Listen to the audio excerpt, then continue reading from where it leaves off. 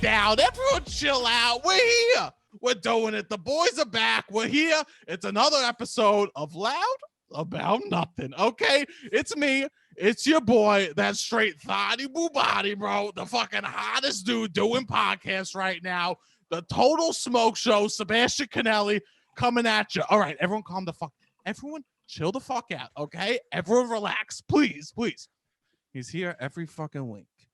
He's literally the cutest fucking dude I know. The dude's got a straight body, bro, okay? The dude, he making the clips, okay? Give it up for Robbie. Robbie, boy, say what's up. What's up, Sebastian? That's beautiful. Robbie's in the Poconos. He's got a new setup going on. He's looking good. He's got his New Jersey Sayreville t-shirt on. Robbie, we got fucking fire today. Fire. We have straight up heat, okay? This guy taught your boy how to do comedy. This is anything I do right, you have him to thank. Anything I do wrong, you have Staten Island to thank, okay? Let's just be honest about that one, okay? This dude is an OG performer at UCB. He's an actor. You've seen him in a ton of shit. He's got his own podcast, I Will Write Your Book. Give it up for that fucking straight up smoke show, that hot boy, Will Hines. Hey, what's going on? Oh my God. I already feel so uncomfortable. No, Will, come on. Just so much energy. You're so happy. My gosh, I'm impressed. Hello, by the way. Hello, Will. Will, of course I'm happy. You know how often I want to talk to you? I think about you a lot too, actually. Isn't that weird? Yes, it is weird. It is weird. What do you think about? I like this. Well, all of a sudden, I love the podcast. Will is thinking about me. What do you think about, Will? I just doing improv and just funny stuff, just that you're funny. See? I think about UCB New York a lot because that was like where I was born, basically, and just like where I sort of came from. And and I'm sad about how it ended. Yeah. And or is currently whatever it is, hibernating or maybe gone forever, whatever it is. And so when I think about, I'm like, who was still there that I know and I like? And I think about you. Oh, Will, do you know I'm on your team that you were on? I did know that. Yeah. Of course I know that. I kept track of who's on the Stepfathers, my improv team. Yeah. I can't believe it. You know, you guys were my favorites, and I fucking weaseled my way on that shit, bro. I can't believe that we were your favorites, though, because you're a Death by Ruru boy. But I guess there was no Death by Ruru anymore, so you can't pick them for your favorites. Yeah, so. Yeah. I guess I will. I do have the Death by Ruru kind of energy. Yeah. I'm a little wild. I would say I am a wilder choice for the Stepfathers. Good one, though. A good one. I was really pleased to hear it. Oh, I wish we got to do more shows together. I know. There was I taught a workshop right before. So I used to live in New York. I live in LA. Right before I moved to LA, I taught a couple of workshops on my own, basically just to cover moving costs. Okay. And one of them was called something about game of the scene. But I didn't really have a good plan for it. And I don't think the workshop went well. But one highlight was you took it. And you and I did a scene together, like as an example. I was like, okay, I'm going to demonstrate what I'm looking for in this scene. Okay. I don't even remember what it was. Something undemonstratable or unteachable, just like good heightening or something kind of too vague, right? Sure. But I was like, all right, Sebastian, you do this with me. And it was like such a fun scene. Ugh. It was like something in an antique shop, and you were like a customer and I was running it or something. And I made a surprise move where I, out of nowhere, threatened your character to throw you out of the shop. Oh my God. And I grabbed you by your invisible coat lapels. And this was a big turn. And you pretended to be lifted up in the air by me. You like mimed like standing up on your toes, which I wasn't doing. So then I was like, what is he doing? I was like, oh, he's pretending like I'm. So then I kept raising you up, and then I threw you across the imaginary room, and we got into like kind of a temporary improv fist fight. Oh. And it was really fun. I remember this now. And you know how much that meant to me? I was a little boy. You were a little tiny boy. You were just a babe. You were like 4 years old. I was so tiny, and you were being abusive to a little child. Yes, I totally abused your character. But there was a friend of mine in that class, and I was like, how'd that workshop go? She's like, I don't know. It kind of felt all over the place. That scene with you and Sebastian was great, though. Nice. I love this. I think it kind of saved the workshop for people. At least we entertained them for a couple minutes. Oh my God. You know what's funny about us? We couldn't be more different as people. We could not be more different. We are the polar opposite in every way. Energy-wise, I guess not every way because we're both into improv, but like the personas that we put forward are opposite. Yes, 100%. You're the big, loud Staten Island guy, and I'm like the smarty pants repressed professor. But why did you like me? I'll tell you this. You were the first teacher at UCB that liked me. Is that right? Yes, nobody everyone hated me. I'm so surprised to hear that. You were so funny. Dude, I was 21, smoking weed, smoking a ton of weed, doing drugs. You definitely looked like a cartoon character. I mean, you looked like a badly conceived Scooby-Doo extra sort of walking around the halls of UCB. Of course, I did not. You looked contrived. I did not fit in. I did not fit in to the scenario. Not at all. You looked forced. It was like, dude, dial it back. What are you trying to do here? But it was just you being you. Isn't that scary? Do you know how hard it is to go to sleep? Me being me, bro. Everyone else, tough. Everyone else that gets to go home, and I'm stuck with me lying in bed trying to fucking calm down. Yeah, you're trying to pick how much weed should I smoke tomorrow. That's exactly it. How am I going to announce my presence when I walk into every room and just steal focus immediately? I don't think you do that. You were great at improv. You were great at improv. I had you in 401. I remember that class very well. Yes, and so if I'm being honest, I felt like an outsider there. Nobody liked me. Everyone was trying to tone me down. Okay. Everyone was like, "Calm down, Sebastian. This is too much. You're too much as a human being," which feels really bad when you're just being yourself. Right. That is, improv notes get to be too personal sometimes. And you were the first person to be like, "I love this. More of this." Really? Oh gosh, thank God. Sometimes I have former students say, "Well, you really put me in my head. You made me feel like shit or whatever." So it's nice to hear when I was encouraging. Yeah. You were so nice to me. And so there used to be this thing like sketch, the classes they would have Sketch 301. Yes, Sketch 301, if you know, they would have it would be a writing class, and then they would ask actors to act in their sketches. Right. And you recommended me for that. That's right. Yeah. And that was like the first no-brainer. The first thing at UCB that I was like, maybe I should stick around here. Oh, wow. Thank God. That's to my credit then, if I encourage Sebastian Kennelly to stick around. Everything is to your credit, Will, and you had no fucking idea. I had no idea. And you couldn't be more different. And I tried to take teachers that would maybe be like me, but it's funny how teachers that are different than you push you. I think that makes sense. I am harder on people that are like me because you're hard on yourself, right? Yes. You develop some kind of artistic skill and you push yourself. I think teachers note the hardest, whatever bad habit they had. So if there was somebody who was like not being emotive, that's a problem that I have, or not being energetic or trying to be too smart or controlling, I'd come down hard on that because I had to come down hard on that in myself. Yeah, I do the same thing. If there's somebody like you who was a bit more of a loose cannon, who was kind of had a persona built into all their characters, but they seemed kind of free flowing and sort of bold, I'd welcome it because that was what I was always trying to encourage in myself. So that does make sense in a way. Yeah, I always teach people. I'm like, okay, let's focus up a little bit more. Let's make an I statement. Maybe we react to the unusual thing rather than say your own funny thing. I do a lot of teaching hypocritical notes. Yeah. Yeah. Yes. I contradict myself. Do as I say, not as I do. 100%. I tell everyone that I'm like, never watch my comedy. I go, I'm bad. I'm aggressively bad at improv. You're not. No, you're not. That's not true. That's not there. No, don't you dare, Robbie. You don't know. Robbie was my student. The cat's out the bag. We never said it on the fucking pod. What's Robbie like as an improviser? Robbie, what do you like as an improviser? What's your deal? Let's get into it. Let's just alienate every podcast I do. Yeah. Where improv we'll talk about improv. We lose the audience. They're gone. That's okay. No, Gabrus comes on. You have a huge hit. You talk about weed and fun shit. Will Hines comes on. We'll be talking about. We want to talk about improv. Time best second beats. Yeah, I love this. We gotta feed you gotta feed the nerds, bro. You gotta feed the nerds. Let's do it. Let's talk about Curtis Rutherford's Improv Beat by Beat podcast. Let's get into Sean Diston's pattern game thoughts. Let's go deep. Yes. Let's get all this. I have the documents, bro. And please, I've gotten a lot of fucking coaching gigs out of that Improv Beat by Beat podcast. So, Curtis, I liked your quotes on that. I remember being impressed. I remember being like, wow, Sebastian really intellectualizes this stuff maybe more than I realized. Yeah, you definitely do. Sebastian. That's the secret, Will. I try. Nobody listen. Everyone at home, shut the fuck. Don't fucking listen. That's a secret, Will. I pretend that I'm dumber than I am, so then people are surprised when I say something smart. Well, it's like Finelli. When Don Finelli first showed up, he looked like the biggest meathead ever from New Jersey, but then he's like an engineer. He's like this incredibly, and not just smart, he's incredibly cerebral. Like he's super analytical in his approach, actually. Yeah. He's not very instinctual, I don't think.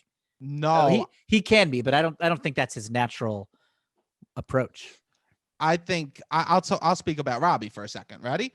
Robbie, what I like about Robbie as an improviser is he's got a lot of guts, right? Okay. So bravery or instinct? Instinct. Okay. Instinct. Bravery, fair to moderate. We'll see. I always have to moderate. Fair to moderate. I would always go, Robbie, if you're gonna do the move, fucking do it, bro. Come on, hit it. You know? Okay. But he's got good instinct. He's got good instinct. He just has to double down on shit, right? And I think that it's hard. Also, what I liked about Robbie, there is, I will say this, bias in improv, right?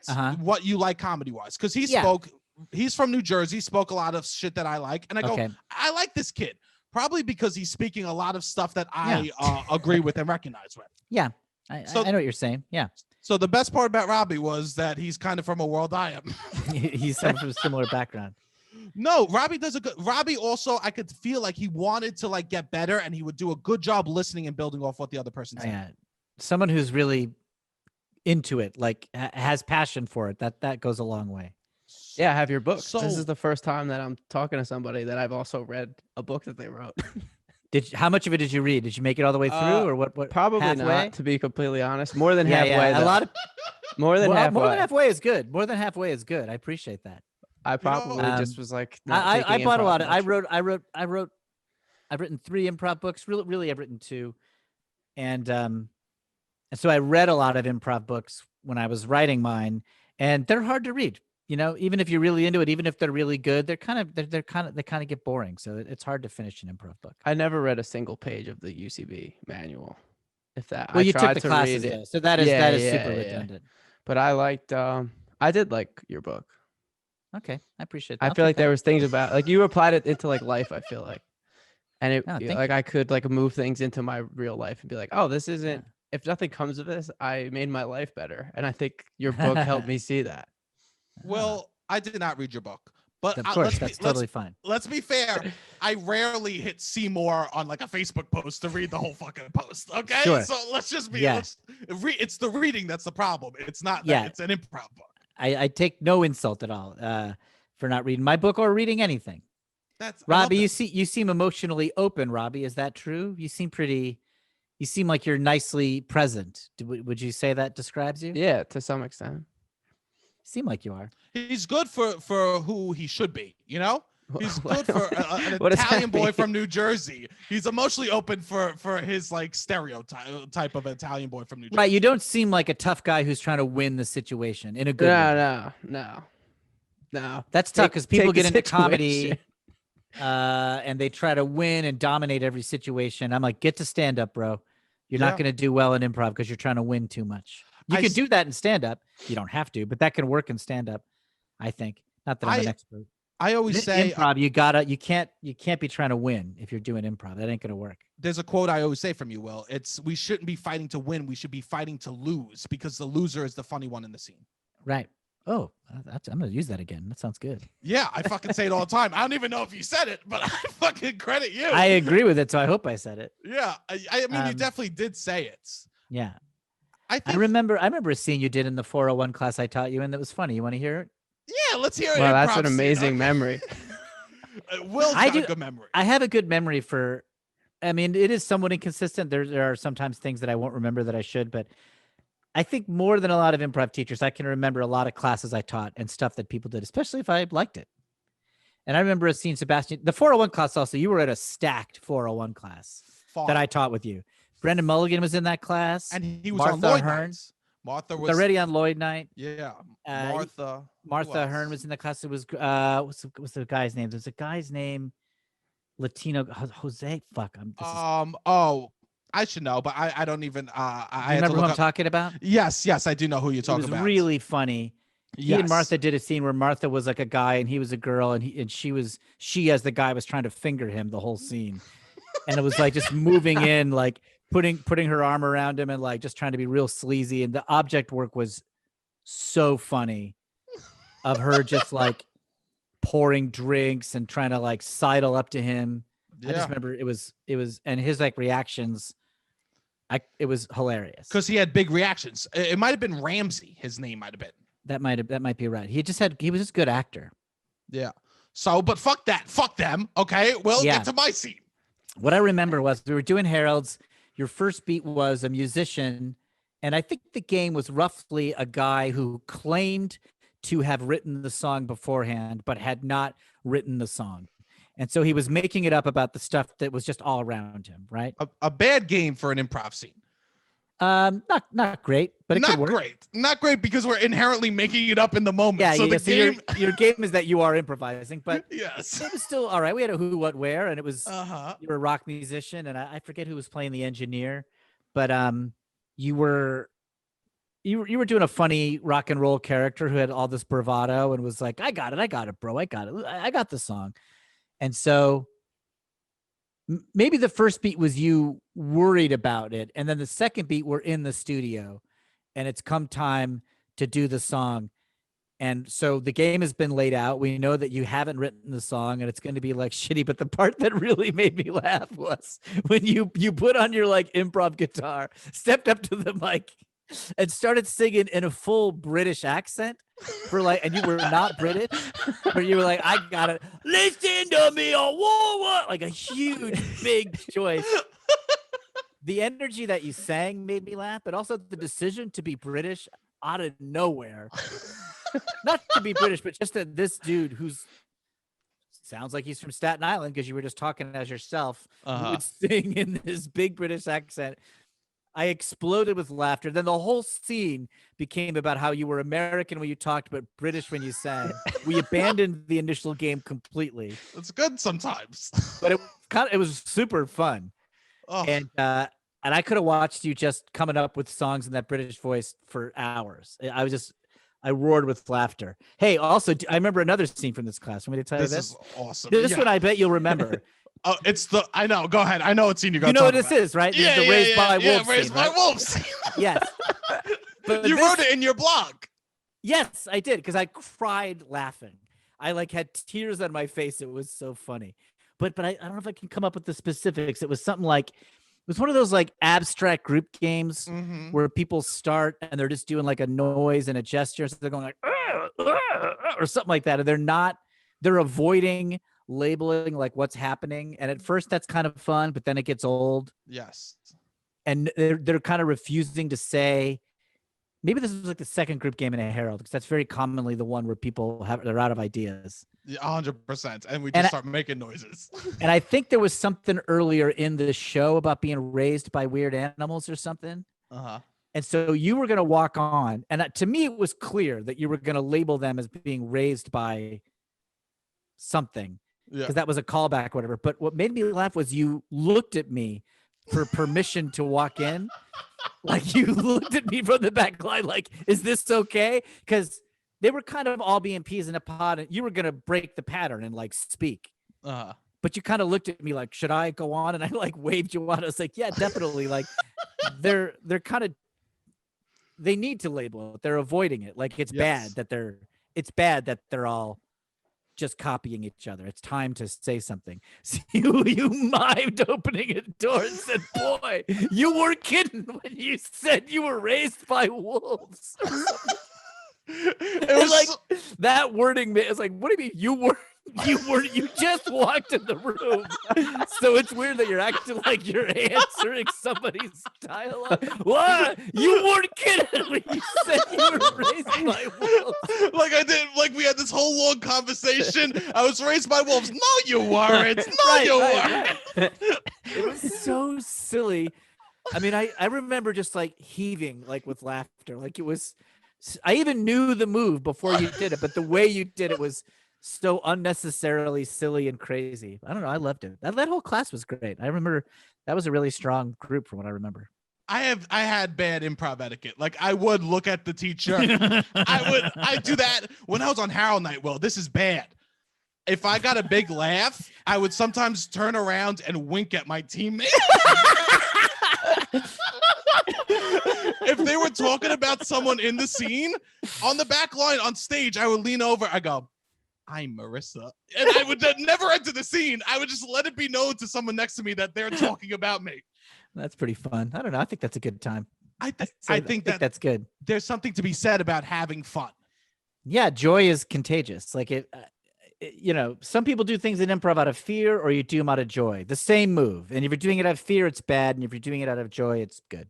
You have joy. For a serious man, you have a lot of joy. I think so too. I think I'll have a lot of playfulness when I do improv. Or I worked into it at least. I don't think people realize that about you. And I say our joy comes from different places. Mine comes from being excited for me, the person, to pretend. For you, I think you have so many passions and so many intellectual joy. Like to talk about something or whatever. I do really like that. I like that stuff. When you bring up a detail, your eyes light up. When you could start talking about like a specific that only 4 people might get. Yeah. But the joy. I do love it. Everyone enjoy it. Yeah. Go ahead. I think you're right. Like if it's coming from a place of happiness, it sort of makes it work, kind of in a way, no matter what it is. Like a thing that might be a bad habit in another context, if it's being done out of happiness, that could be good. Yeah.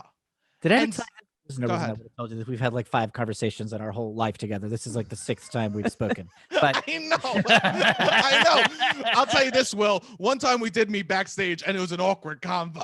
Oh no. It was just nothing. We just didn't know how to talk to each other. Oh yeah. But that's also me. I like you're high status. I'm like, I was high status. You were a piece of shit. Like it was probably awkward for both of us.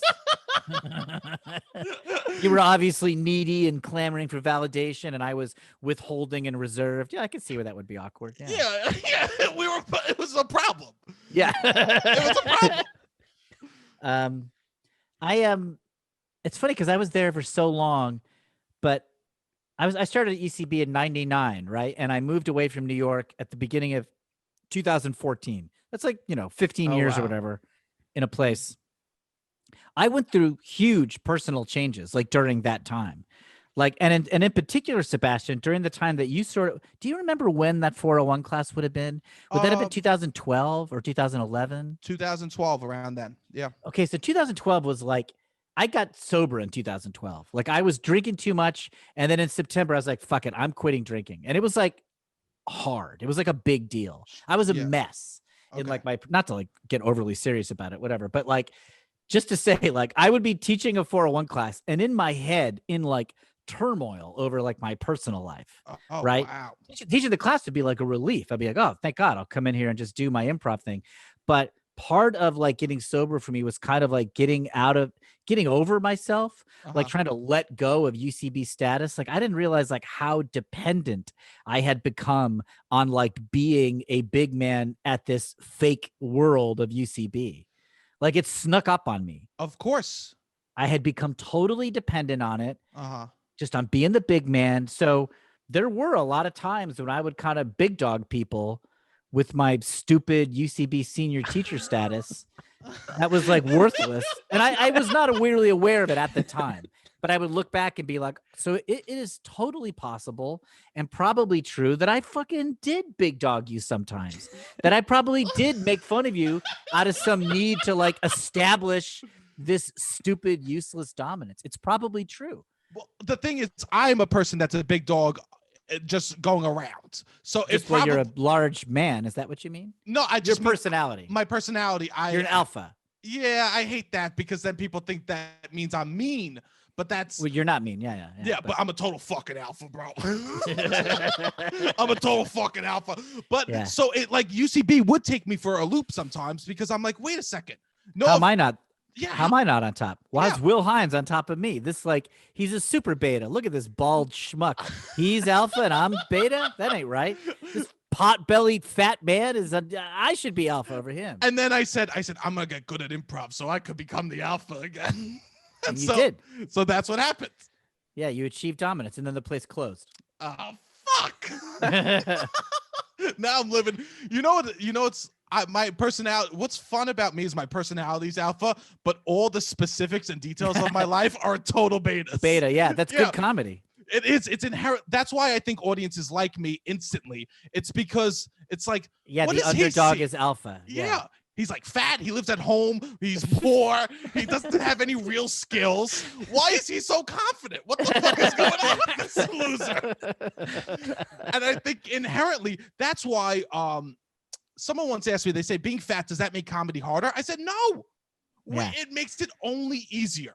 Yeah. Because inherently the audience goes, I know what's wrong with you. I see your flaws instantly when you walk on stage. So now I'm not threatened by you. Yeah. Yeah, you're instantly in the low status spot. You're instantly a fool. Like, we like fools. Yes. So yeah, it is valuable. Oh, I could talk comedy with you all day. Well, I got nothing else going on. What brought you into doing improv? I was just adrift and lonely, basically. I was a computer programmer in my 20s, and I missed funny people. My brothers were funny, and my family was funny, and my college friends were funny. But then, like, in my 20s, I was a programmer, so everybody was kind of serious and sort of lame and quoting Jay Leno and just kind of boring people. Like, I just didn't like the conversations. I missed creative people, but I didn't have anything in my life that brought me around creative people. So I just started sniffing around comedy out of boredom. I had no aspirations, but I started doing stand-up first, briefly. I would do like a lot of open mics. This is like forever ago, like 1997, 98 in New York City, like wandering around the open mic scene, not doing that well. And then I started taking improv classes just because I was sort of looking for anything to do that I thought I was writing essays to the Village Voice, humorous essays, hoping they would publish them. Never got anywhere with that. I did stand up at a lot of open mics, never really got anywhere with that. Took a couple improv classes, and I just clicked with improv best. I just liked it best. And it happened to be that the UCB theater was new and doing classes. And so that was one of the places I stumbled into. And it was, I basically made friends with people in my level 1 class. So I stuck around with no real plans for it to be the rest of my life, but then it just ended up, it's kind of gradually became that. My question, I feel this all the time, and I don't want to put this feeling on you. Okay. Do you wish that you picked a different form of comedy to attack 110%? Yeah. Sometimes. Okay. Me too. I don't know. If I had gone hard after stand-up and not given up, I think I'd be a comedy writer now. Yeah. But I don't know. It's easy to say. It's always easy to say, like, sad. It got a little sad for a moment, right? But I do think they all kind of feed each other in some way. They do feed each other. Especially reading your book. I think you can deduce principles that could be applied into all different types of things. Thank you, Robbie. See, you're helping us out. You're gonna hold us together from getting too sad. Yeah. I mean, I could imagine an alternate universe where I'm a stand-up. I mean, actually, I'll say this. I think improv was better for my emotional health. Like, not to keep bringing it back to my personal crisis, but I am. After I did get sober, I felt happier. I felt like restarting and newly humble and just like, okay, yeah, I got to get over myself and start over. And like, you're not in a bad way. Like, Will, you're kind of starting over from the bottom, re-earn your identity. Yeah.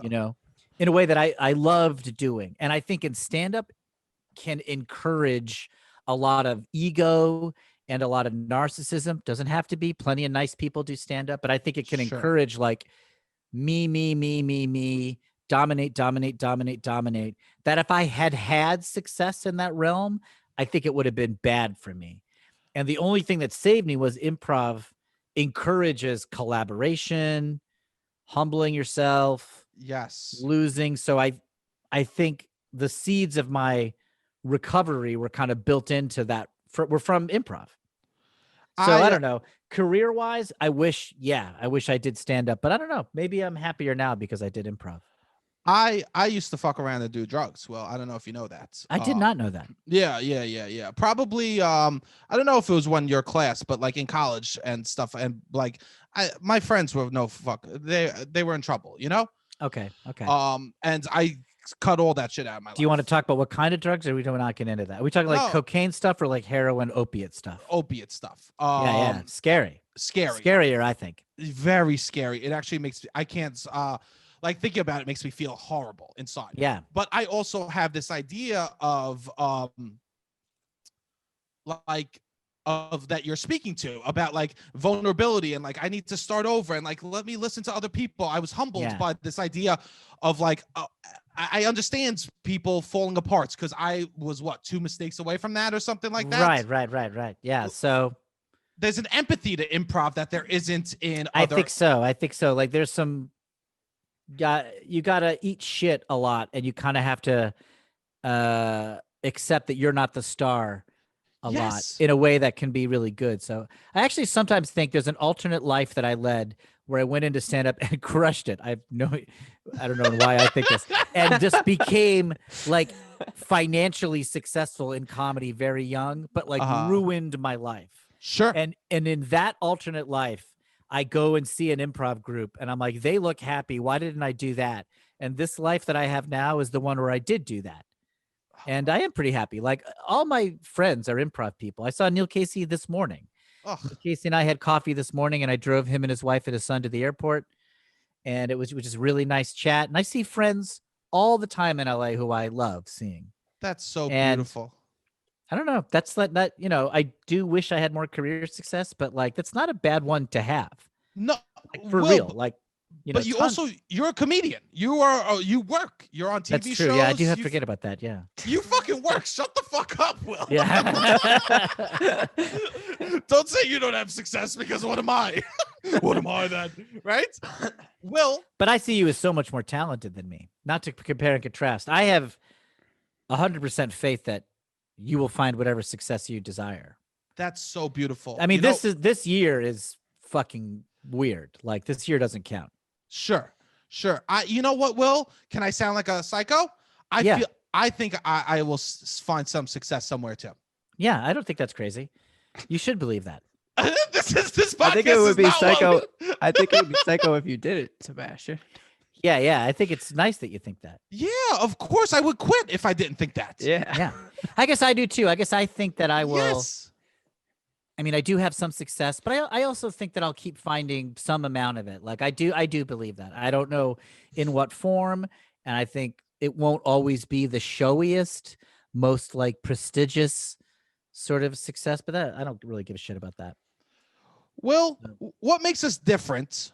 We have all these commonalities that we're talking about. What makes us different? Yeah. You're a total fucking nerd, bro. You're a total nerd. Yeah. So literally, you do a podcast where you just talk about comic books. Yes. Me and my also post 40-year-old brother just talk about comic books. Yeah. And it is not popular. That podcast, no one's listening to that podcast. Really? I shouldn't say nobody, but like within the realm of podcasts, it's like it's not that big. Interesting. But I have plugged it on some big podcasts. I've guested on like Comedy Bang Bang, which has a huge audience of nerds. Yes. And I have promoted this comic book podcast on there, and that has driven some of our audience to it. But like, I feel like I have applied a white hot blowtorch of promotion to the metal of this podcast, and the temperature has gone up like 1 degree. I'm like, Jesus Christ. Okay, so let's get to it. What's wrong with the pod? What's wrong with the pod? Well, Kevin and I just talk to each other about our own just what stuff we want to. We don't really let people in too much. Okay. So we're not really building it for success. We're building it for us to hang out. So it is successful in that fashion. It's successful for the goal that you want, which is to hang out with your brother. That's right. Yes, it is 100% successful in that regard. And you know what the point of this podcast is? No. To fucking make Robbie catch feelings for your boy right here, for me, you know? That's a running joke. And it's successful. He sends me kissy faces nonstop over text. I get DMs late at night from the dude, you know? So it's working. It's working, Will. It's working. Yeah, that's good. Yeah, I guess you have to remember what we put our effort into when we measure ourselves. Yeah, he 100%. saw me as a student and was like, I'm going to make him fall in love with me. And then he asked me to do his podcast. 100%. As soon as the theater closed, I go, finally, I'll make my move on Robbie. He's wounded. He doesn't know what he's doing with his life. Yeah. He's weak. Now I'll pray. I mean, this is predatory behavior. No, because it's out in the you open. weren't here, Will. Well, you weren't here before you fucking signed on. Robbie, he turns on his computer screen and he runs up those stairs behind his fucking bare ass, bro. Really? Yes, this is wild behavior. Wait, Robbie, did I ask you before the podcast started? I said, do you wear briefs? Because I saw your underwear. Is that true? That's true. But I wasn't bare ass. I had boxers on. I'll say this, Will. It was it sounds like you were kind of letting yourself be a little wild in front of Sebastian, though. Yeah, I guess. Yeah. I mean, you're sending some kind of signal. You're running around in your briefs like some fraternity boy in front of Sebastian. Yeah. European cut, Will. It was a nice deep cut, you know? Oh boy. Okay. That sends a message. It does. So this podcast is successful in that regard. Yeah. Your boy's getting feelings for you. I love that. Well, I would rather talk about comedy, to be honest. Let's just talk about comedy. I mean, I was going to talk about video games, but I feel like it'd be a letdown. It'd be so boring, I think. Fuck then. Yeah. Okay. Well, so let's just fucking. This is it. Fuck it. What's your biggest career success so far? Me? Sebastian. Yeah, you. Who else am I talking to? What do you mean me? Yes. Me? What's my biggest career success? Yeah. This is hard. I don't know. Maybe getting a couple of lines, being on a TV show for a couple of lines, but that's a big success. But I'll tell you this, Will, I haven't been funny on television yet. Yeah, I have not been that funny. I've only a couple of times a little bit. I've done exposition on TV, which is that's fun too. Yeah. And I've been I guess I don't think it's that fun. I'm not the person you want to sell exposition for. You know, I could barely read words. So, but you've been funny though, right? A couple times. Wrecked. Yeah, Wrecked was pretty funny. Yeah, Wrecked was funny. Nobody really watched that show, but it was a good time. Yeah. I think that was a UCB party. There was like tons of UCB people writing and acting on that show. That's really fun when that happens. I guess in my mind, that would be my biggest success, having a couple of lines on TV. Oh, but in my mind, not even. I guess being a performer on AssCats, getting on the AssCat page. That's a big success for sure. Would be my biggest success because comedy was the only thing I ever worked hard at. Okay. And so when I get successes, I feel good about them. Yeah. This podcast is a success. It is. You know what? It's the first. You're right, Robbie. Wait, ask me the question again, Will. What's your biggest success? The motherfucking podcast, Will. Okay, edit out everything else. We'll just start with that. This is where we enter. I love this. Hit the music, right? I will say this. This is the first time I'm sharing my opinions with the world. On your career and stuff? No, on a platform, like as an improviser. In the podcast. Yes. You're always in a character. You're just like saying yes to the scene. Blah blah. Yeah. Blah. Yeah. And so it's interesting. And why I didn't continue. I did a little stand up, and why I didn't continue was because I was like, I don't know what I feel about life yet. I don't know what my opinions are, and I think it was like I was in rebuilding phase of my life. I was like, I had to tear apart this whole fucking toxic Staten Island's drug use fucking part of me and this partier and become like a new raw person. What do you think about Pete Davidson? What do I think about him? I don't understand. Drug use, Staten Island, huge success, right? I don't think it's gonna end well. I can't see longevity. It's not in his. I can't see that as his future. Not as a person, but as I can't see him aging into that well. Yeah. I can see that. I think whatever. I would not have predicted that he would be so big, but I misjudge that stuff all the time. Yes, and remember, Will said he thinks I'll be big, so let's just he misjudges. Yeah, all right. the I time. think you'll be big, so that probably dooms you. You probably have no shot. Yeah. Fuck. Yeah, you're over. When all the girls went crazy for Pete Davidson, that's when I was like, oh, he does have something that I'm just not seeing.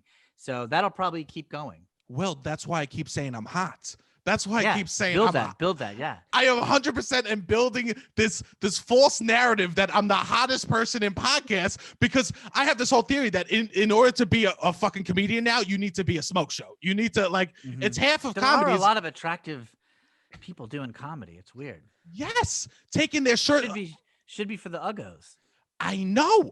The uggos got to take back comedy. Uggos got to really take back. The freaks and the uggos got to assert themselves. Brian Posehn, think about him. He would have never made it nowadays. Yeah. Brian Posehn would have been doomed. He looks like a circus act. And you know what I mean? He couldn't make it. He wouldn't get an Amazon special. What's the thumbnail of Brian Posehn? He would look like a caged animal. This this wild talk. Yeah. But that's why I keep saying I'm hot, because there is, I think now with the internet, you do have to like take pictures of yourself, and you do have to like make yourself. But confidence can do in place of like pure physical beauty. Yes. So which I don't have that either, but you can fake that into your persona. I think I am like putting forward this air of like, I don't care. I'm not insecure. It's partly real. It's partly real. It is partly real. I do think I think my energy is hot. I wouldn't say my body is crushing it. I wouldn't say I'm crushing it in that department. Yeah. What's going to happen to improv in New York? Is it gone now? You think it's going to come back? What's happening? The Squirrel Is it Theater. over? Here's what I think. Yeah, go ahead. I think improv is done for like the next, I don't know, 5 or 6 years. Not totally done. People will do it, but it just like will not catch fire in any way. The UCB like peaked and sucked all of the improv thing, and now it's got to like the ground has to refertilize, and all the attention's going to go to like, I don't know, Instagram comedians, front-facing camera characters, weird kind of more Chris Gethard public access show, Brett Davis type of stuff. Yeah. Where it's just kind of being a weird for weird sake a little bit. That's not quite a fair characterization of those things, but that aspect of those things. And then in like 5 or 6 years, it'll raise up again in a surprising way. I could be wrong. Squirrel could cut to that a bit earlier, but I think it'll be like it goes away, and then there'll be like a weird trio or quartet out of, East Williamsburg. Yeah. That is got a weird show they do on Thursday nights at some bar, and that starts the fire again. It's going to be something like underground. And they won't listen. They will be irreverent to the past. They won't give a fuck about UCB or any old school stuff. They'll just be good. And they'll be partly problematic and partly funny, and see this. Old people won't like it. Yeah. And it'll just like be hot. And they'll just pack the bar, and they'll be like, we should start a theater. And that's what'll happen. This is you think that building from something that was destroyed is always hard. Building with it's easier to be a new thing on its own. I mean, the UCB kind of got the best of both worlds because they were building on Chicago, but they didn't do it in Chicago. No, and it was also before the internet. Like the internet was booming, that everyone would be like, I know Chicago comedy, and now we're here. They kind of got like a fresh start here. Yep. I am at this place in my life. Okay. I don't know if I want to be involved in a theater anymore. Sure. Maybe you're hurt too. Yeah, I probably am.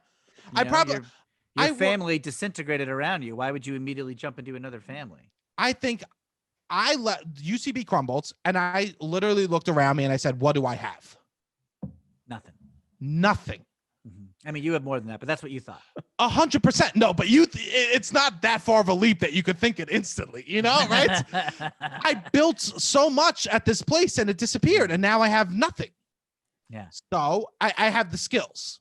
So I think now in my head, community, lots of friends. 100%. I have friends. I have connections. Huge. Yes.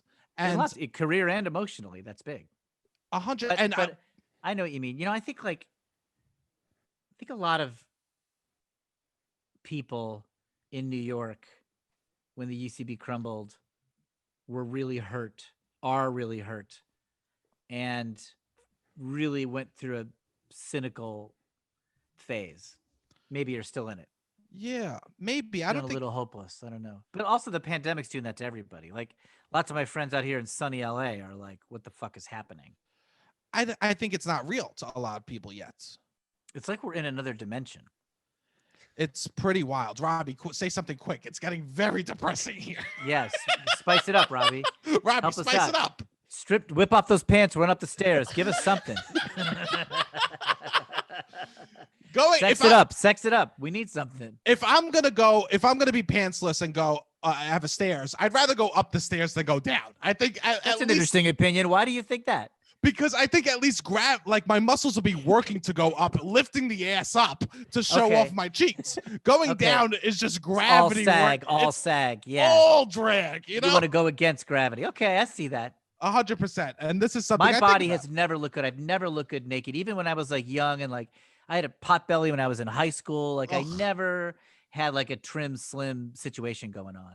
I rarely walk around naked, but one time I was walking around. I was I guess in college or something. My sister was home. I didn't realize. What and college did you go to? I went to Manhattan College in Riverdale. Oh. I went for engineering. And It's like I Finelli. What kind of engineering? Electrical. Woohoo! The hard one. No, I would say chemicals the hardest. Electricity is a close second. I think that's a Yes. really. You're not mechanical engineers. Sometimes those guys are idiots. Yeah, the civil. They not just always, want to. not always. Not always. They're not even engineers. Civil engineers are dummies. No, they're construction workers. Let's just cut to the chase. Yeah, they're not. Yeah.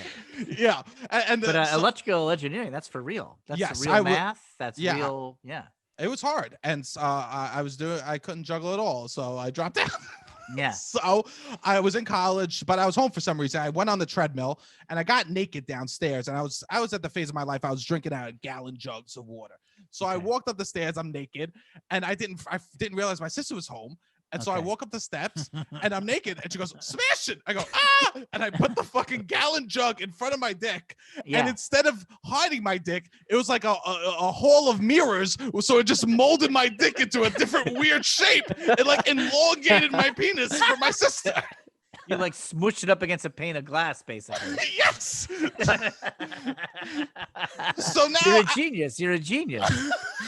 So your now when I get naked, I just hold a jug in front of my dick, so everyone goes, "Interesting." So, Will, maybe you get a jug for your body? Maybe I'll put a whole jug in front of my body and look great. Yeah. There's a reason why these rich millionaires have fish tanks all over their house, Will. It's to fucking mold their bodies as they're walking around. At any moment, they could whip their clothes up and just smush their naked bodies against the fish tank and just make it look interesting. You never know what they really look like. I've seen Elon Musk naked, but I can't get a good beat on it because he's always smushing his body against a fish tank. You know what I mean? Oh, sure. I've seen him naked plenty of times, but he smooshes his junk up against that fish tank. It makes it all elongated. I don't even know what I'm looking at. So right, yeah, this is the way to do it. So this is the way to do it. Okay, let's go. I'll stop talking about serious things. We get into other shit. No, I want to get into this. Okay. Make a good improviser. What do you got to be? This is the fuck it. We're talking improv comedy episode. Okay. Yeah, okay, let's do it. Let's do it. Fuck it. We're talking improv comedy, right? We'll each go. You, me, and Robbie will all go. We're all going to say things we think we need. All right. So I'll do the easy one. You got to listen. You have to empathetic listening. You have to listen and understand the intention of what they're going for. Beautiful. Instinctively, you got to right away kind of have a sense over what they're going for. That's not easy. So I'll say that's something you need. Better listening. Yes, active listening. Christina Gaussis, we're fucking straight up nerds right now. Christina Gaussis used to say this. She goes, listening's not a talent, it's a skill, and anyone could get good at a skill, so anyone could be a good improviser then. I think she's right. Also, I loved Christina's coaching and teaching. I took her workshops a couple times, and they were unbelievably good, and they were really different than everything else going on in New York at that time. So they were doubly good because they were good, period. Yes. And then also of a type that was pretty rare in the scene. So I'm going to go off of this Christina Gaussis talk, emotionally reacting. If you don't react, why should we believe anything is real if we're not pretending it's real? Okay, now let me push back a little bit. Okay. Not because I disagree, just because I want you to expand on it. What do you mean emotional? I meant that whatever happens, you have to, in some degree, show that it affects you. Okay, yeah. Right. It doesn't even have to be a correct emotional response. People just can't be saying words and there is no, like we throw a football and just disappears in the air. Right. We could throw a football and someone could throw up a garbage can to catch it in, emotionally speaking. Right. Or we could throw a football and someone could stab it. I don't care. There just has to be a consequences to an action. Right. I almost think like saying yes is good. Saying no is good. But saying nothing is death. Like not reacting to something is the scene's over. Yes. It'd be better if you reacted with a straight, hard denial than do nothing, I think. At least a denial, you'll get a point of view or something out of it, you know? Yeah. Robbie? Right, Robbie, now you go. I guess, like, be confident and have fun. Like, fun confidence.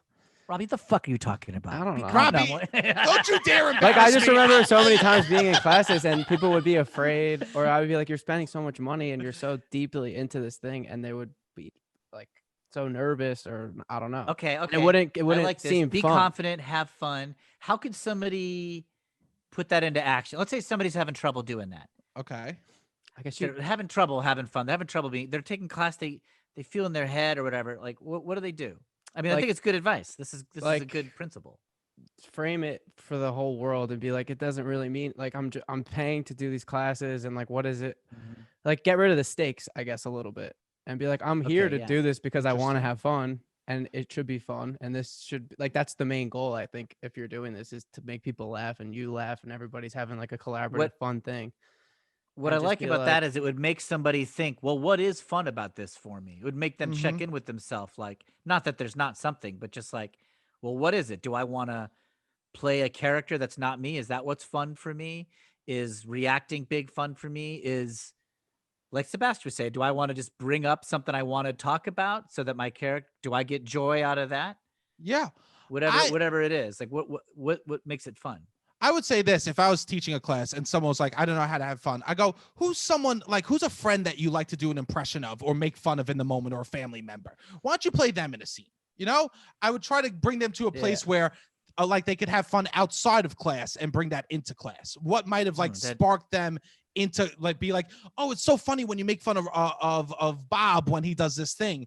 Oh yeah, it is funny when I do that. Maybe I should take an improv class. Yeah, that is a good exercise. Yeah. When I had Sebastian as a teacher, he would make fun of me a lot. And I think that did break the ice though for a lot of the people, because we would like be making fun of each other and it would be fun. Like it would be fun as soon as. In what fashion would he make fun of you? I don't know. He'd be like, "Oh, what are you wearing that shirt for?" I would wear I wore a New York or nowhere shirt one time, and he was like, "Oh, you're from Jersey, New York or nowhere. What is it? Like he would just whatever I would come in, he would just like. But it was funny, and he would antagonize you a little bit. Yeah, but I invited it. I would also play into it a little bit. Yeah, we also knew each other before the class. Yeah. It wasn't like I would coach him for a little bit. And, okay. I thought maybe there was like some social club of cartoon characters where you met each other, where anybody had an exaggerated persona. Like exactly. You two and Dan Black and John Gabris are all walking around being exaggerated versions of your respective geographic areas. Hey, that used to be called. It used to be called Brooklyn, bro, and then all the fucking losers moved there. Okay. Well, you're right. It used to be called Brooklyn. You're like 10 years old. Like, as if you like know another era than the current era. I was born in Brooklyn. Well, till when? To what age?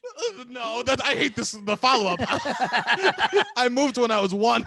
Okay, well, you're not really a Brooklynite. Back when I was 6 months, you could walk around with the boys. Then these hipsters came in. When I was 8 months, all these hipsters moved in and ruined the joint. I'll tell you this. When I was a baby, I used to be able to go to pizzeria and no fucking gluten-free. I'll tell you that. None of this fucking gluten-free. Everything, no vegan. If they said you got vegan, they go, get the fuck out of Brooklyn. When I was a baby, I'd go to a pizzeria, and as they said gluten-free, I shit myself. It was the only form of protest I had. I let them know this is bullshit. Till you were 1. Give me a break. You moved to Staten Island when you were 1? Yeah. Okay, so you're from Staten Island. Yeah, I'm really from here. You're for real. You're real Staten Island. Yes, I'm a real Staten Island boy. I made fun of you in the class, Robbie, because I think it's part of the teacher's job is to provide an energy in the room. Yeah, no, I think it was good. That's what I mean. It made it fun for everybody. Remind everyone, like, okay, I'm gonna take attendance. I'm gonna be a little bit funny, you know, like, yeah. I'm gonna try to remind everyone, okay, this is our silly time. It demystifies the class a little bit. Yes, makes things a little disposable in a good way. And I think also people, when they're having fun, they're more if we're all laughing together, and if you have to give them a hard note, sometimes it's fun to like be like, you did that was so bad. What was the best class or coaching situation you were ever in as a performer? Each of you, like, when did you like feel that comfort you were trying to give other people? I'll answer it for me too. Okay, I think comfort. When did so as I was in the class, and when did someone make me feel like as either being coached or being taught, when you were like, okay, I'm having fun. This is like this. I'm feeling it now. Maybe it's Amanek. Okay, yeah, I could see that. Because he was so he was so free and like, who cared? He was smoking weed in the back of the class. He would like, right. He would literally he would turn out the lights, make us do a bat, which is improv in the dark. And all you would see was his vape pen lighting up in the back of the class. And I was like, this is total insanity. I can't do anything wrong because he's breaking actual rules of the school. Yeah. Love it. So like, what the fuck does an improv rule matter when he's literally smoking weed in a room that we shouldn't be allowed to even smoke anything in? I love it. I love him. I love him too. All right, Robbie. I guess there was a while when I was just like doing 401 and these advanced classes, and every Sunday my buddy Devin, who I'm friends with today, Devin Ritchie. I don't know if you know Devin, and then my other friends, and just like me and 2 friends would do pretty much 3-prov every Sunday, and that was kind of when I started to figure out a lot of stuff. A rehearsal room or a show? Just a coach. Just like, so in a rehearsal room. So you're not saying the third member because you don't want. I know Devin was the coach, and then me, my buddy Billy, this guy Dan, we would do like 3-prov together, and it was just kind of like that kept me in it because I was like, I'm not taking a ton of classes. That was like when it started to get fun, I would say, and I was like, oh, this is fun. We're just hanging out. I would see my friend. It was more like, oh, I'm going to see my friends on Sunday, and now I'm friends with them to this day. Well, mine was Armando Diaz. He taught my level 3. And I ended up taking him 5 times. I took him 2 level 3s, 2 sketch classes, and then 2 improv classes he did outside of UCB. So I took him 6 times because I just felt like I felt a good balance of comfortable and confident, but also still like challenged on some things. But I felt like I was good when I was in his class. That's nice. I felt like the benefit of the doubt was in my favor. To feel good, when someone makes you feel good, it's nice. Yeah. So for years, I would always imagine that I was in Armando's class when I needed confidence doing improv. Like, I just pretend you're in Armando's class and step out. That's so nice. Yeah. Question. When he started his own theater, I was like, oh, it makes sense. Like he's really good at it. I've had him as a teacher. He's phenomenal. He's taught me some like very simple, important lessons. He was very simple. He had very mechanical, simple pieces of advice, not big philosophical things, but they really worked. Yeah. I remember once he said to me, he goes, Sebastian, you said something. I said like, oh, I'm going to jump in. I'm going to throw this in the pool if you don't do that. And then like people didn't like that. I was like, I'm going to throw you in the pool or something like that. And people didn't like that. I go, never mind. I won't throw you in the pool because the audience reacted. He's like, Sebastian, you said something. Just continue to say what you said. I was like, oh yeah, that makes sense. If I said something, don't like change my whole world because people didn't like it. Yeah. It wasn't like hateful towards anyone. It was just like a choice the audience didn't like. Yeah. He's good. He was good at that. I really had a good time. Do you have to be funny to do improv? Well, I'll answer it. Go ahead. Yes. Interesting. I say no. Improv comedy. I say no. That's insane. Robbie, what do you say? What? How is that? Where Robbie go? I would like to see someone who's funny. Like if I'm going to, are there people who do improv that aren't necessarily funny? Maybe so, but I think the best people are funny. I go see the shows and I'm like, yeah, it's funny. I have to defend myself on this, right? Yeah, I want to. It's you got the hot take. I think that if you're good at playing reality, you're good at reacting honestly when an unusual thing comes along. You're good at moving, like figuring out base reality, progressing the scene forwards, not getting caught in arguments. You'll be a good improviser, and you'll end up getting laughs from improv laughs rather than comedy laughs. That's a good argument. That's all true, but you can't have a team full of those people or it won't work. No, but I think you can't have a team full of people that are like just funny either. No, that'll be bad. They have to have some fundamentals. Yes. So I say that sometimes it's good to have a person on your team that's like, oh yeah, I focused on saying yes, just focused on acting and stuff. Yeah. Yeah. There are a lot of really great teams where there's a couple people who kind of fill that role. 100%. Where they're mostly there to just commit to the reality and stuff like that. They kind of give space. Yeah. So that you can rest and reset a little bit. That was not me. I remember I was in a show and I did back-to-back for like first beats, and there was 8 people in the Herald, and the teacher said to me, They go, that means that I was literally, if you don't do improv, that means I did back-to-back scenes and denied other people from performing in a class show so I could do extra improv. And they go, Was nobody stepping the out? Teachers, no, I was stepping out. It wasn't like there was a big long pause and then you stepped out. I think someone Sebastian. edited the scene and I just stayed out there. I don't even think I stepped back. I think I said, this shit's mine. And the teacher goes, Sebastian, I know that you had a good first scene. But that doesn't mean you just get to do the whole show, man. Earlier in this podcast, you're like, my teachers hated me. And now I'm beginning to see why. I was with a that monster. kind of BS. Yeah. I would literally show up. I would get high before classes. I would show up. I'll tell you the Eric Tenoy story. You're friends with Eric. He was my first teacher. Oh yeah, and Eric would not like your play, I don't think. No. But Eric and I were on a digital team then later, and we both found the other person very funny. Yeah. So we were doing scenes, and it was like, just be serious. Don't say anything weird. Okay. And so make it a little more dramatic. It was 101. So we were doing the scene, yada yada. Someone's like, I'm so yeah. Do you like how I started yada yada? Who knows? So we're doing the serious scene, right? And someone's like, I'm so sorry. I heard about your father being sick. I'm like, yeah, it's no good. And they go, oh, what's the matter with him? I go, he has cancer. And then I turn and I look at everyone in the class and I go, ball cancer.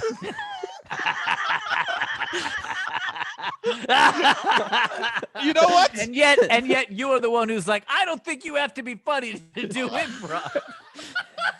What would you know about it? You have no idea. I know. I'll stand by that move. I think that move would do well in an audience today. If you broke the fourth wall and looked at them and said ball cancer, there was something inherently inside of me that was like it is funny for something to be very serious, high stakes, and someone's just undercut it completely.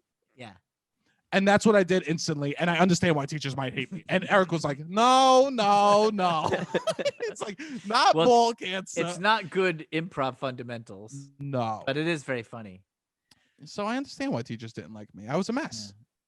Yeah. Let's do another round of what we think makes a good improviser. Oh, go ahead, Robbie. I was going to say, if someone isn't an improviser and they're still listening to this, what is something that you've learned, I guess, in improv that you bring into your real life that you're like, this is a good thing to live by?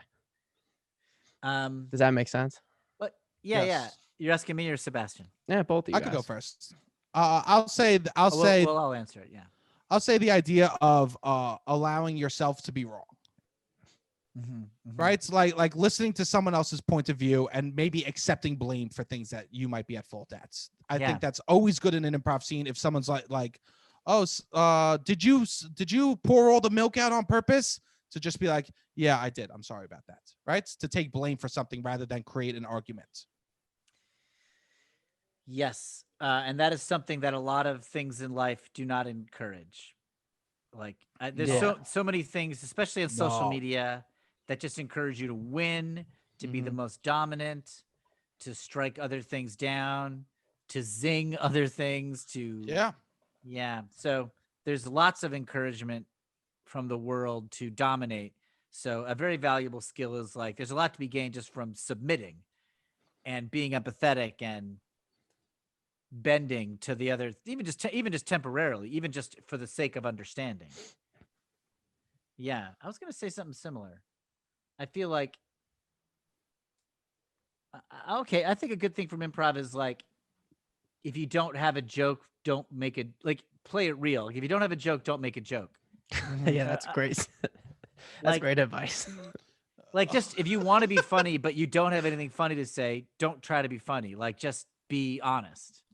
Interesting. I'm at a point in my life where I do think, Robbie brought this up, that I'm like, let me make a joke. Let me try to take swings all the time. But I guess I do comedy. Before this, I was doing comedy nonstop. Yeah. So I guess my instincts are a little bit stronger than the average folk. I guess also, I don't know, correct me if I'm wrong, Will kind of means more in real life, not when you're recording a comedy podcast. I meant more real life. Yeah, in conversation. When you're sitting around at Robbie Christmas was asking, and you don't have anything. What could you take outside of improv? It's It's kind of like, I don't know. Here's the dumbest possible version of it. Somebody on the street asks you for directions. If you don't know where it is, just say you don't know. Don't take a guess. Yes. don't be like, well, I don't know, I think maybe go over here. It's like, no, you don't know. Just say you don't know. Like, be honest with yourself when I like that. Like, this is a version of being willing to lose, but like, be honest about your feelings that way. Like, yeah. And when somebody uses a word and you don't know it, go ahead and ask. Don't be ashamed of that. Some version of just like let what feels like a weakness be shown, if that's where you're really at, kind of something like that. Performing with Zach Woods is hard because he uses big words. Yes, and just like emotionally complicated concepts. Yes, I just want to throw that out there because I'm always intimidated doing scenes with Zach, and I'm fucking smart. Yes, but if I do a scene with Zach, I feel like an idiot. I feel like I move as slow as a glacier. You saying like, don't be scared to say, what does that word mean? Right? Yeah. Like I got to do a couple shows with him, and before we went on, I said to him, I didn't know. This is like vibrato that I shouldn't have.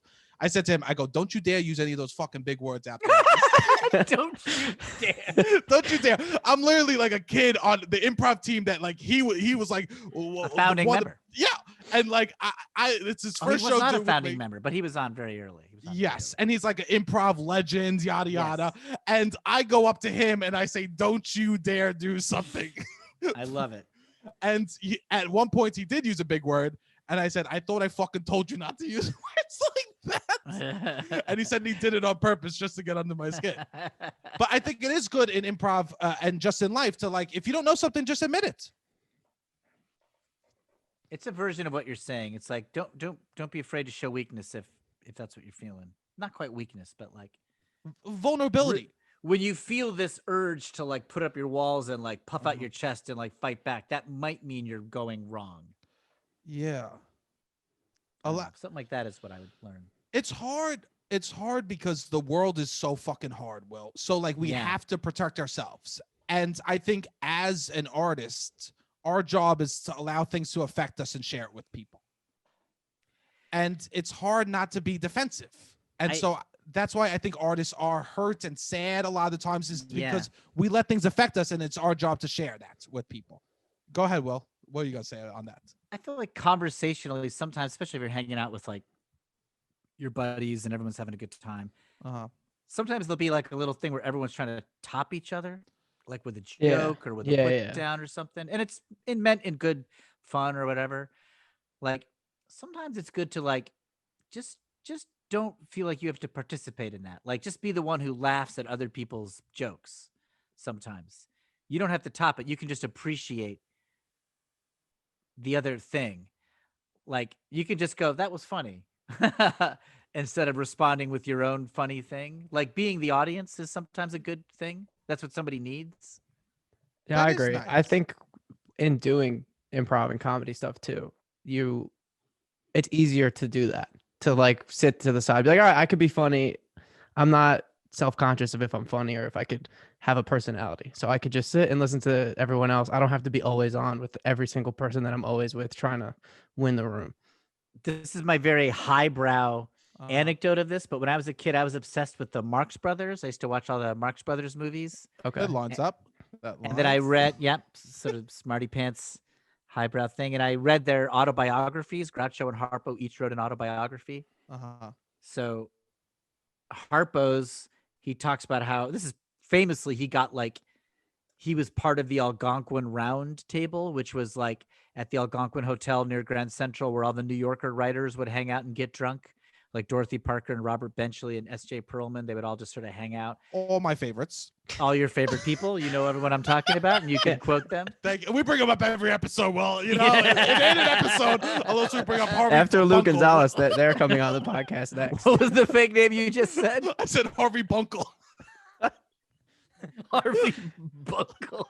Harvey Bunkle's my favorite writer. Okay, the wits between the words is what I live for. Okay. Bunkle? So he's at the round table. Harpo also was like a mime in, he was not like a quick-witted, like verbose dude. I mean, he could speak, but he wasn't like a big talker. So he would just sit there silently and like hang out with everybody.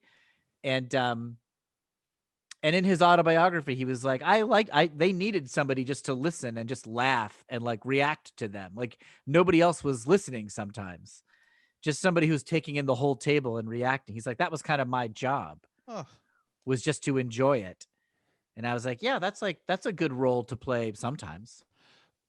Believe it or not, I'm kind of quiet with my family and stuff. Yeah, I do find that hard to believe. Yeah, I'm like, my mom would call me shy, and I like assess situations, and then I'll be loud. Like I need to figure out a room, and then I'll be like, okay, now I know how to. Sounds like a sociopath. And Robbie with his family is this loudmouth who like won't shut up, and he's like dominating everybody and bulldozing everybody. He's like, you shut up. Now it's Robbie time. Yeah, exactly. Yeah. No, hey, Dad, why don't you shove this up your ass? Now I'm talking.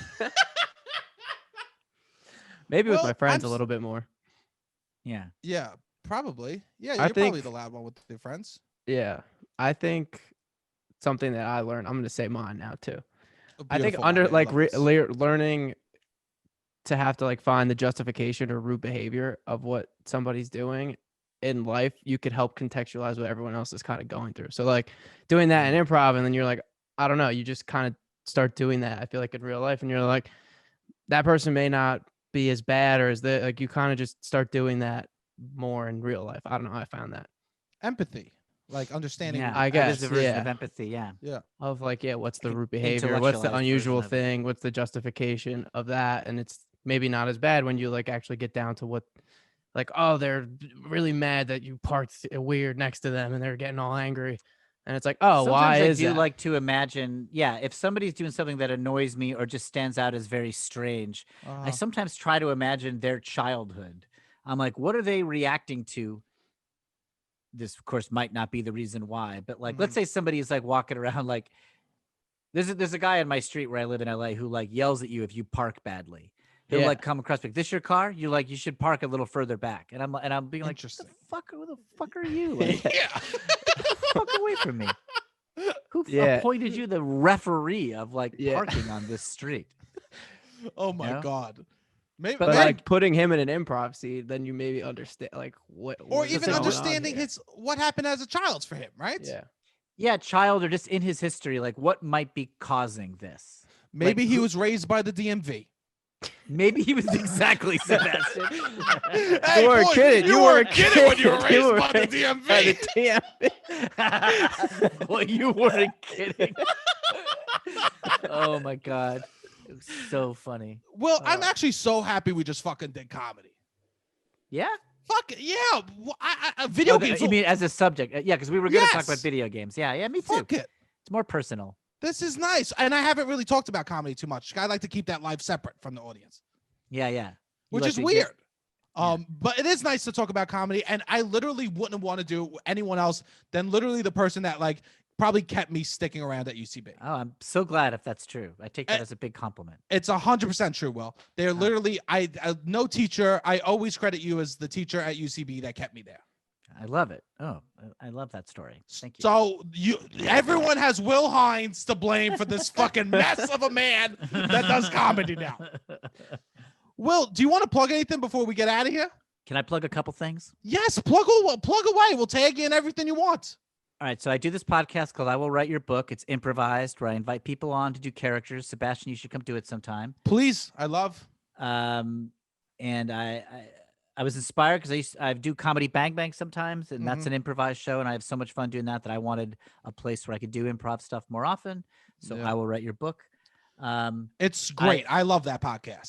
Thank you. Yeah. Thank you. I have a improv book that I wrote called How to Be the Greatest Improviser on Earth. So if you are still listening, by God, you are somebody who would probably enjoy this book. Definitely. You can buy it on a little mom and pop store called Amazon. Beautiful. Bezos status. That's what we're talking. Bezos, baby. Keep that guy afloat. Yeah. He needs your help. And then the last thing I want to promote is I have an album I did with a friend of mine. Me and my friend Joel Spence made a band called Wayne and Rodney, and we did an album called Turn It Up. We released it in July, and it was just for fun. He's very musical, and I just am audacious. I'm not necessarily that musical, but I like writing songs. So we did an album, and If you want to hear a couple of middle-aged dudes really feeling themselves, check out our album Turn It Up. I love it's like 90s pop is what it kind of sounds like in that world-ish. If you follow Will on social media, we'll tag him and everything. You could see he posts the songs on social media, some of them. Yeah. So follow me on Instagram, Willie B. Hines. And Willie be that Hines, okay? Yeah. It's good when you say your Instagram handle and then I just say it incorrectly, right? That I think that helps. Followers, right? Just confuse people, right? Yeah. Robbie, what do you want to plug? We're good. I don't need to plug anything. I'll plug Will. Oh, that's good. Robbie, he's a pro. He's a fucking pro. Book. That's Will's book. Get Will's book now. Listen to fucking Will's podcast. All right, all these fucking thotties out there, all these smoke shows that listen to podcasts. Thank you so much for listening. Fucking follow us, fucking make sure that you share everything that we're going on. Rate 5 stars, write a review. Remember, we're still at war with showbiz, okay? So fucking we're coming at you, showbiz. You can't fucking hide from us. All right, bro? All right, bro, Robbie, hit the fucking music.